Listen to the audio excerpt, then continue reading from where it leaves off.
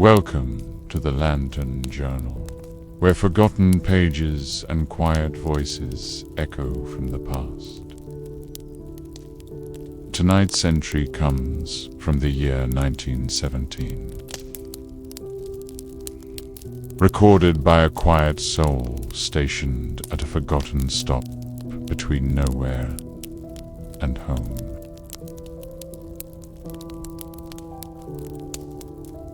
Let the lantern light your way through story and silence. If you find comfort in these quiet moments, consider liking, subscribing, and sharing your thoughts in the comments below. Your presence here helps keep the light burning. Now relax, settle in, and let the journal open.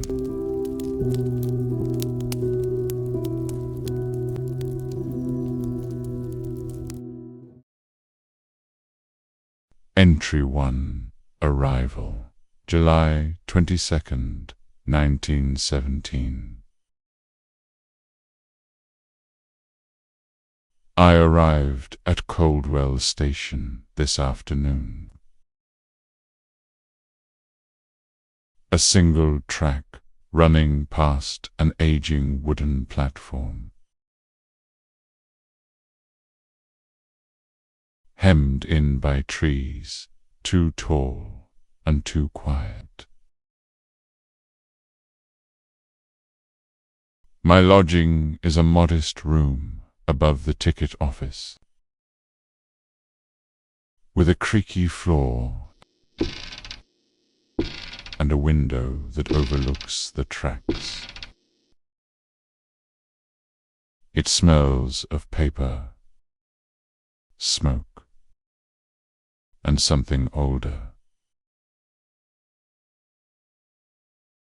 The platform is cracked in places,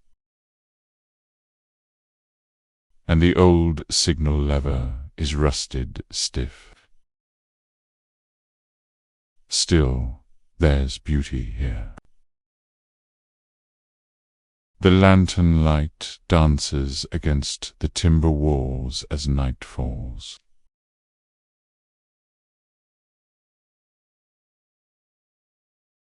And the ticking of the station clock keeps a kind of steady company.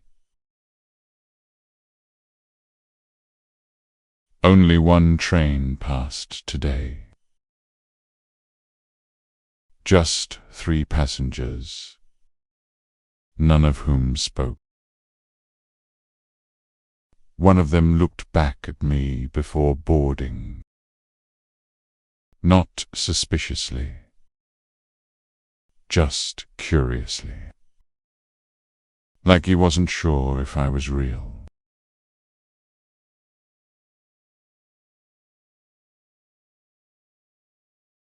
Entry to Rhythm of Isolation. July 23rd, 1917. There's a ritual to solitude. I sweep the platform in the morning. I oil the signal box handle. Record arrivals that barely happened. A single envelope came in on the post train.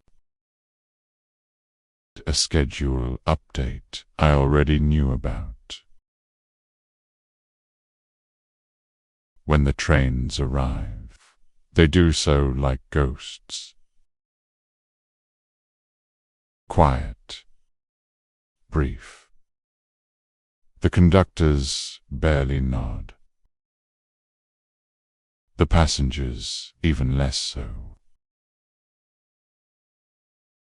I wonder if anyone notices this place is still manned.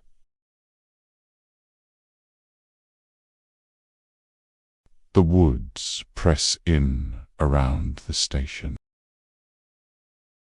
They're thick and old, always whispering when the wind stirs them.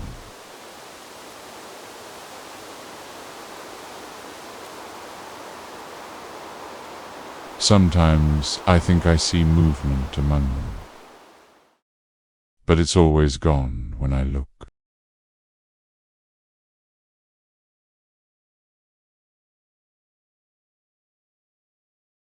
Entry 3. A Stranger by the Bench. July 25th, 1917. Tonight, just before sunset, a man arrived on the 5:45. He didn't ask for a ticket. Didn't check the time. He just walked the length of the platform and sat on the far bench. He stayed there for almost 2 hours.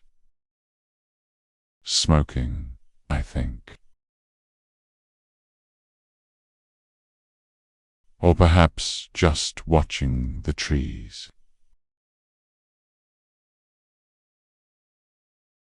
When the 7:40 came, he boarded without a word.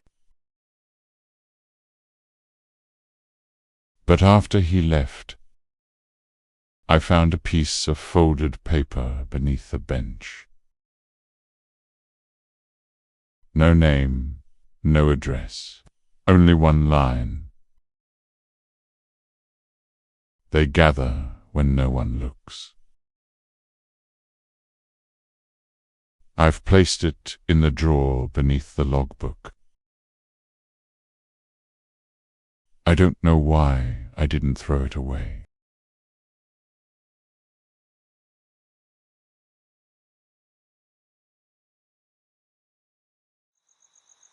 Entry 4. Fogbound.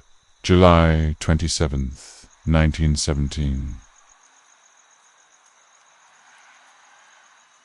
A thick fog settled over the station last night.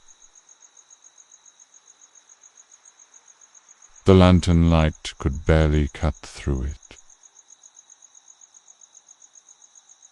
No trains passed, though one was scheduled. I waited an extra hour before locking the signal lever.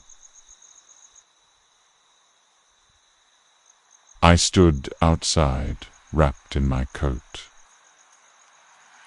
listening to the silence.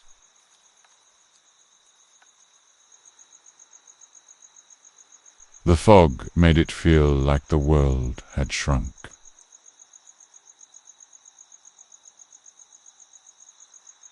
As if the rest of the country simply vanished.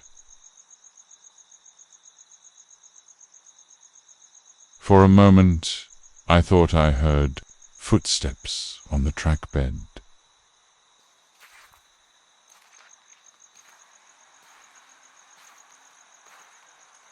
Slow and deliberate. But when I turned toward the sound, there was nothing there. Only the weight of the mist and the ticking of the pocket watch in my hand.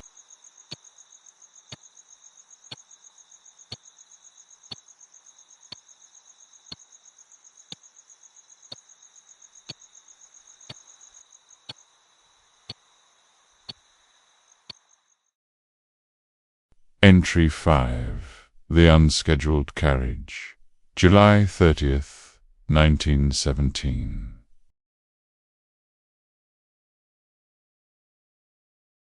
A train passed through just after midnight. It wasn't listed. No whistle, no lights. Just the dull clatter of metal on metal.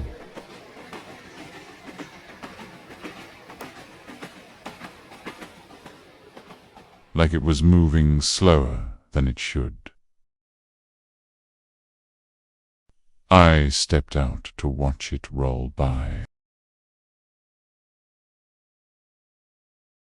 Every carriage was dark, save for one. A single lamp glowed inside,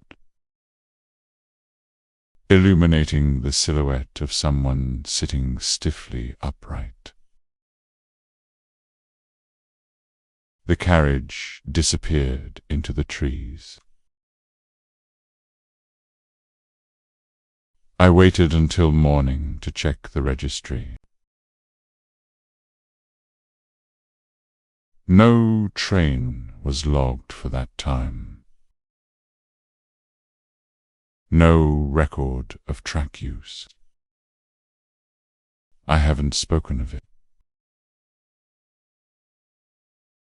I'm not sure who would care to listen.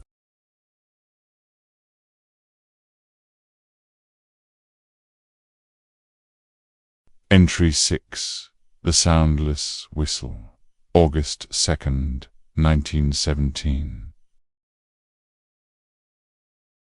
Today, while cleaning behind the old ticket cabinet, I discovered a silver whistle on a chain.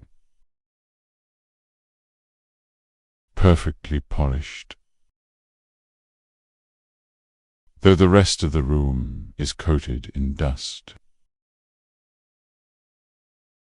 I tried blowing into it. No sound. But the moment I did, the atmosphere seemed to change. The clock paused for half a second. I'm certain of it. The birds outside went still. Even the flame of the lantern stopped flickering. It passed quickly. Everything resumed as though nothing had happened. I've placed the whistle in my coat pocket. I don't know why. Perhaps it belonged to the man in the bowler hat. Entry 7. Unclaimed luggage. August 5th, 1917. A suitcase was left at the edge of the platform today. Brown leather, brass fittings, heavy. I brought it inside, but there was no name tag. When I opened it, I found only old newspapers.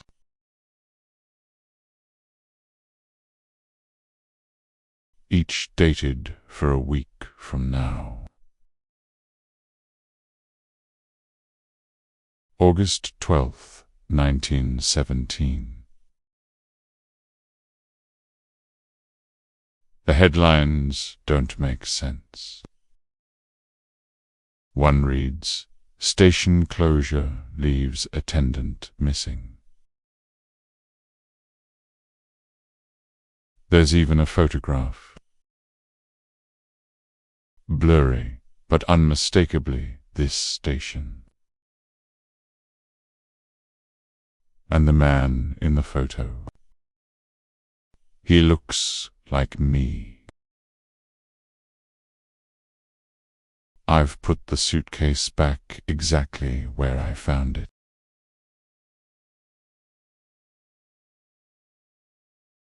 Entry 8. Letters that shouldn't be. August 7th, 1917.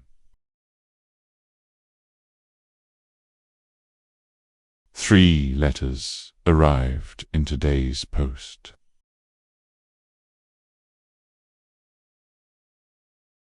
All addressed to people who don't work here. All sealed with the same wax emblem. A small, intricately carved lantern. I opened one. Ink was faded but readable. It described the station in perfect detail. The room layout. The draft under the door. Even the whistle in my coat pocket. It ended with a line I've seen before. They gather when no one looks. I locked the letters away. I don't think they were meant for me. But I seem to be reading them anyway.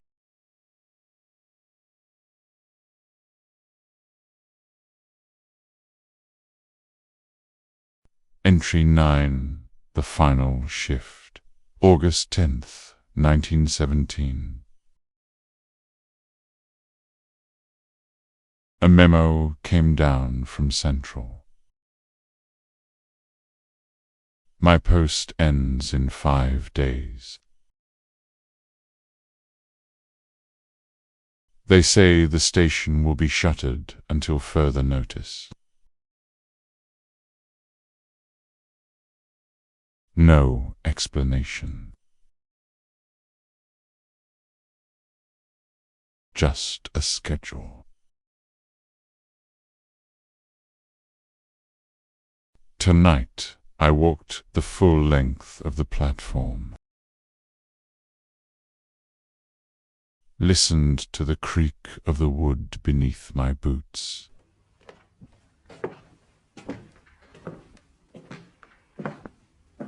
I don't know why this place feels alive. Like it remembers, like it watches. I set the lantern on the platform edge. Let it burn while I sat and watched the treetops sway.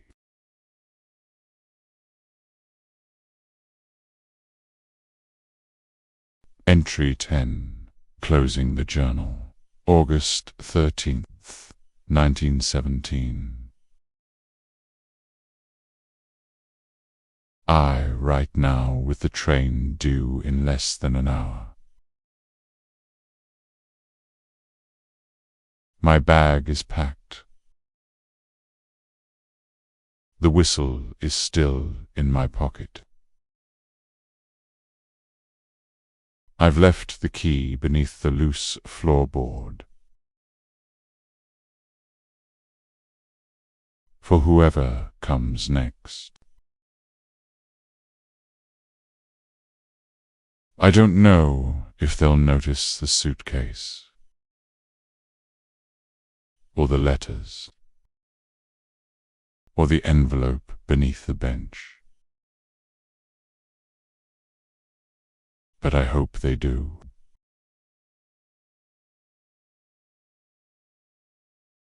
I hope they listen closely.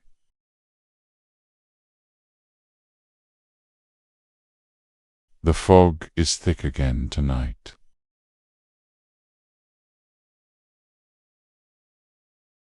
The lantern glows steadily by the window.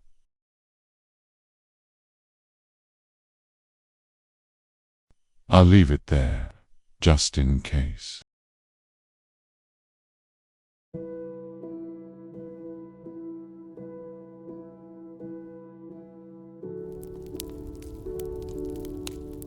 And so the final page closes, but the light remains. If this journal brought you a moment of peace, consider liking the video or sharing your thoughts in the comments. Until next time, rest well and let the stories carry you.